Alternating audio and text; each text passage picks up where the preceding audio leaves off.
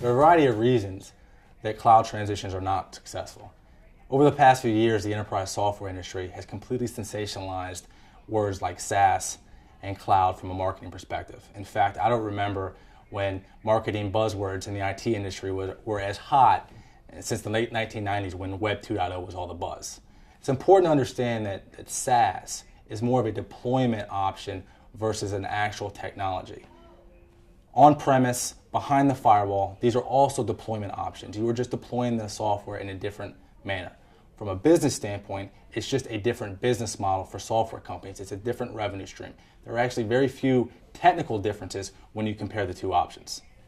In my view, there are basically three primary reasons. There are a lot, but there are three primary reasons why cloud and SaaS transitions are not successful. First, customizations. What I call anything custom probably won't go. You have customizations to the application, you have custom interfaces that are bolted on, and probably custom reporting options that are bolted on the back end. So if you have an enterprise talent management system, for example, that's either hosted internally behind your firewall or hosted with a third party, you've probably made some customizations to that application along the way. It's important for you to work with your SaaS vendor to see if those customizations will cut over to the new SaaS environment or if you're left stuck without them. Same with the custom integrations, like a human resource information system, and same from a reporting perspective when you consider enterprise reporting options like Business Objects, Brios, and other platforms out there. The second reason that most software as a service transitions are not successful fall into the areas of change management and governance. So change management, considering that one of the major benefits of software as a service is these quarterly releases, these quarterly updates, right? So you never have to pay for upgrades. It's automatically included. It's sort of like the Facebook mentality. You never know what version you're on, but when you log in, you're always on the updated version of the software. From a change management perspective, that can become a nightmare. Consider pushing new functionality to 100,000 users overnight without the ability to test it, without the ability to see how it affected other functionality or other aspects of the system. That becomes a change management nightmare, or has the potential to become a change management nightmare. The second area is governance, or what I consider best practices.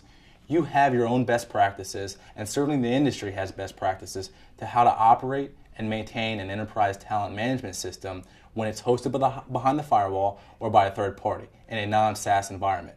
When you transition over to a SaaS environment, those best practices in your governance structure may or may not apply. So it's important for you to work with the SaaS vendor, have them understand what your current governance structure is, and see how applicable it is to the new SaaS environment. And the last reason, and probably most important, is the operational support structure that you use to operate and maintain your system on a daily basis. You have resources that log into the application. They have direct access to the web layer, the application layer, and probably the database layer. Any ad hoc troubleshooting that's necessary, those resources have the ability to do that. Unfortunately, when you move over to a SaaS environment, in most cases, those resources are unlikely to have the same access they have now. So the question is, how do you deal with that from an operational support perspective? Are those resources able to have some type of access, no access? And then how do you fulfill that gap on your team? Are you reliant upon the SaaS provider to provide those services? What does the service level agreement look like in that case? So in the end, it's ultimately up to organizations to do a detailed analysis in the areas of customizations, change management and governance, and access. Essentially what you want to do is you want to evaluate your current state, what you have now, what you're paying for, what you're getting from an on-premise deployment, and then take a look at what the future state of the SaaS deployment looks like, and then decide if you can live with any gaps. Is the cost worth it? Is the benefits of acquiring additional products within the SaaS suite worth it? That's ultimately up to the organization to decide if some of those deltas, those gaps, are worth transitioning over to software as a service. So when you're doing this analysis, it's important to understand that there are organizations in the industry that have done this. Certainly they're not first to have transitioned to SaaS. There's a lot of lessons learned. There's a lot of mistakes made. When you talk about innovation, there's always lessons learned and mistakes, but there's analysis out there, there's white papers, there's webinars, so it's important to understand and utilize these resources before you embark on this journey.